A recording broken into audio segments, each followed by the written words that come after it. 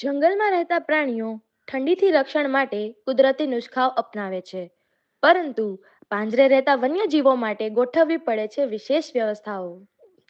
શકરબાગ ઝૂમાં રહેતા સિંહ, દીપડા સહિતના પ્રાણીઓના ખોરાકમાં 10 થી 20% વધારો થાય છે તથા પ્રાણીઓને ઠંડીથી રક્ષણ મળે તે માટે વિશેષ વ્યવસ્થા કરી પશુ પક્ષીઓનું નિરીક્ષણ કરવામાં આવી રહ્યું છે.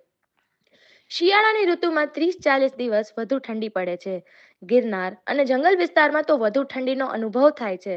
જંગલની નજીક આવેલા શકરબાગ ઝૂમાં પ્રાણીઓને ઠંડીથી રક્ષણ મળે તે માટે વિશેષ વ્યવસ્થા કરવામાં આવી છે. સરીસૃપ, બીમાર, વૃદ્ધ પ્રાણીઓને ઠંડી ન લાગે તે માટે પાંજરામાં લેમ્પ તેમજ ઇન્ફ્રારેડ હીટર લગાડવામાં આવ્યા છે. આ ઉપરાંત સૂકું ઘાસ, નારિયેળીના પાન, કોથળા મૂકવામાં આવ્યા છે. શિયાળામાં સિંહ, દીપડા જેવા હિંસક પ્રાણીઓનો ખોરાક 10 થી 20% વધી જતો હોય છે, જેથી એ મુજબ ખોરાક પણ વધારે આપવામાં આવે છે. જ્યારે પક્ષીઓને સૂર્યમુખી, કોળા તેમજ તરબૂચના બીજ ખોરાકમાં આપવામાં આવે છે. તૃણાહારી પ્રાણીઓના પાંજરા આડે ગ્રીન નેટ બાંધી ઠંડા પવનથી રક્ષણ મળે એવી વ્યવસ્થા ગોઠવવામાં આવે છે. જ્યારે ગીધ, ઘુવડ સહિતના મોટા પક્ષીઓના પાંજરામાં તડકે બેસી શકે તેવી વ્યવસ્થા કરવામાં આવે છે. તમામ પ્રાણીઓનો મેડિકલ સુપરવિઝન થાય છે. આમ શિયાળામાં ખાસ વ્યવસ્થા જોઈ શકરબાગ ઝૂમાં આવતા પ્રવાસીઓ પણ ખુશ થઈ જાય છે, કેમ કે જંગલના પ્રાણીઓ તો એન પ્રકારે ઠંડીથી રક્ષણ મેળવી લેશે, પરંતુ પાંજરામાં કેદ પ્રાણીઓને કેવી રીતે રક્ષણ આપવું તેનો ઉત્તમ નમૂનો શકરબાગ ઝૂમાં જોવા મળે છે. શિયાળાની ઋતુ જ્યારે આવી રહી છે ત્યારે સક્કરબાગ ઝૂ જુનાગઢ ખાતે શિયાળાની ઠંડીને પહોંચી વળવા માટે કેટલીક વિશેષ વ્યવસ્થાઓ દર વર્ષે કરવામાં આવે છે. અને સામાન્ય રીતે ગુજરાતનો શિયાળો એટલો આકરો નથી હોતો, તેમ છતાં 30 થી 40 એવા દિવસો પણ હોય છે કે જ્યારે ઠંડીનું પ્રમાણ નોર્મલ કરતાં વધારે હોય છે. તો ખાસ આ દિવસોમાં વન્ય પ્રાણીઓને સારું સ્વાસ્થ્ય રહે, સારી સગવડતા મળે અને ઠંડી સામે રક્ષણ મળે તેવા વિશેષ આયોજનો કરવામાં આવતા હોય છે. તો આહારમાં જે કંઈ ફેરફાર કરવાના થતા હોય, કેટલાક સપ્લિમેન્ટ્સ આપવાના થતા હોય, આહાર સામાન્ય રીતે નોર્મલ કરતાં શિયાળામાં થોડો 10 થી 20% પ્રાણીઓ વધારે પણ અમુક પ્રાણીઓ પ્રિફર કરતા હોય છે. કેટલાક પિંજરામાં જેમાં બચ્ચા હોય અથવા તો કોલ્ડ બ્લડેડ એનિમલ્સ હોય, એટલે કે સરીસૃપ પ્રાણીઓ હોય, અથવા કોઈ બીમાર કે અશક્ત કે વયોવૃદ્ધ પ્રાણી હોય, તો એમાં ગરમીની વ્યવસ્થા કરવા માટે થઈને રાતે હીટર મૂકવામાં આવે છે. કેટલાક પક્ષીઓમાં આપણે લેમ્પ પણ મૂકવામાં આવતા હોય છે કે જે ગરમી પ્રોડ્યુસ કરે, અને સાથે સાથે ઇન્ફ્રારેડ હીટર્સ પણ આપણે મૂકતા હોઈએ છીએ. અને બેડિંગ માટે થઈને રાતે જ્યારે ઠંડી ના લાગે અને સૂવા માટે સરખું બેડિંગ મળી રહે એના માટે થઈને સૂકું ઘાસ છે, નાળિયેરીના પાન છે કે પછી શણના કોથળા છે, આવું બધું પણ પિંજરામાં મૂકવામાં આવતું હોય છે. રાતે ઠંડો પવન જ્યારે આવતો હોય ત્યારે નેટ મૂકીને પણ ઠંડા પવનને આપણે પિંજરામાં રોકતા હોઈએ છીએ. અને ખાસ મેડિકલ સુપરવિઝન છે એનું વિશેષ તકેદારી રાખવામાં આવે છે. બાયોલોજિસ્ટ જે છે તેના દ્વારા વિશેષ ઓબ્ઝર્વેશન કરવામાં આવે છે કે કોઈ પ્રાણી ઠંડીથી હેરાન થઈ રહ્યું છે કે નહીં.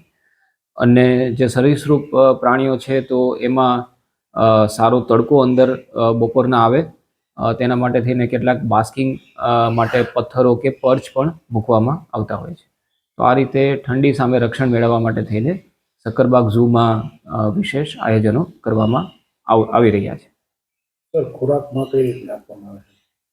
ખોરાક સામાન્ય રીતે જે પ્રાણીનું મેટાબોલિઝમ જે છે એ વધારે એક્ટિવ હોય છે અત્યારે, એટલે એમને ઠંડીના કારણે કેટલાક પ્રાણીઓમાં ખોરાકનો વધારો પણ કરવો યોગ્ય હોય છે. તો આ રીતે વિશેષ પક્ષીઓ છે તો એમાં અમુક જે સીડ્સ છે, સનફ્લાવર સીડ્સ છે કે પમ્પકિન સીડ્સ છે, મેલન સીડ્સ છે, એવું બધું પણ આપણે ઉમેરો કરતા હોઈએ છીએ. મીટમાં પણ એવું જોવામાં આવ્યું છે કે જે કાર્નિવોરસ પ્રાણીઓ છે, એટલે કે સિંહ છે, દીપડા છે કે બીજા નાના સસ્તન કાર્નિવોરસ એટલે કે માંસભક્ષી પ્રાણીઓ, તો એનો ખોરાક પણ 10-20% અમુકનો વધી જતો હોય, તો એ રીતે આપણે એને વધારે આપતા હોઈએ છીએ.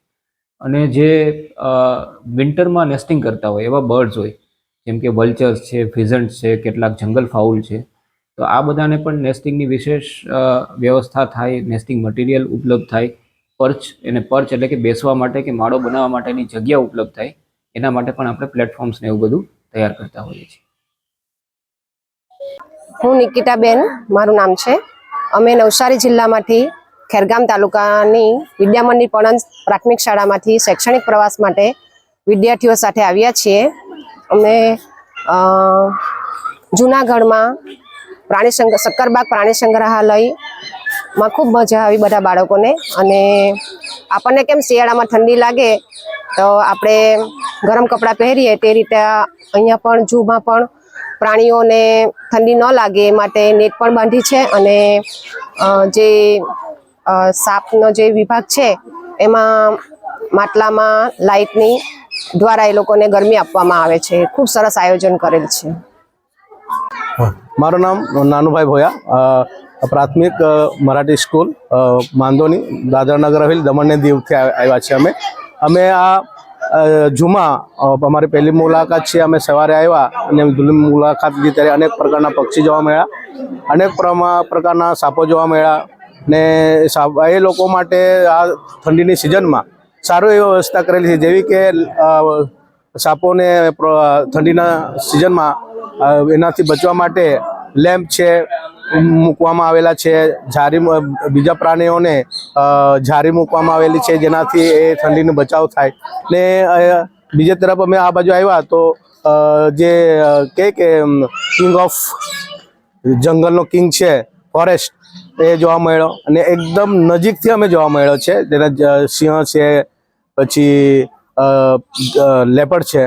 તો એને જોઈને અમને એવું લાગ્યું કે આટલા જબરદસ્ત જે એન્વાયરમેન્ટ છે આ બાળકો માટે બી, જે સ્ટુડન્ટ છે સ્કૂલના, એના માટે બી આ બહુ મસ્ત વાતાવરણ કરેલું છે, જે કે નજીકથી જ અમને જોવા મળ્યું. બાળકો બી બહુ ખુશ થયા. ને અહીંયા જે પ્રાણીઓ મૂકવામાં આવે છે એના માટે બી એકદમ ફ્રી ઓફ, જેવા કે જંગલમાં જ ફરે એવું કોઈ એ લોકો ડર નહીં હોય કે બિંદાસ આપણે એક ફોરેસ્ટમાં ફરે તેવા ફરે છે. ને આ બધું જોઈને એવું લાગ્યું કે એક કુદરતી જ અહીંયા એન્વાયરમેન્ટ ઊભું કરેલું છે એડમિનિસ્ટ્રેશને. તો આ બધું ગુજરાત સરકારનું બહુ બહુ ધન્યવાદ. અમે અમારા દીવ દમણ દાદરા નગર હવેલીના એડમિનિસ્ટ્રેશન અને સ્કૂલ તરફથી મેં ધન્યવાદ આપું છું ગુજરાત સરકારને. Thank you.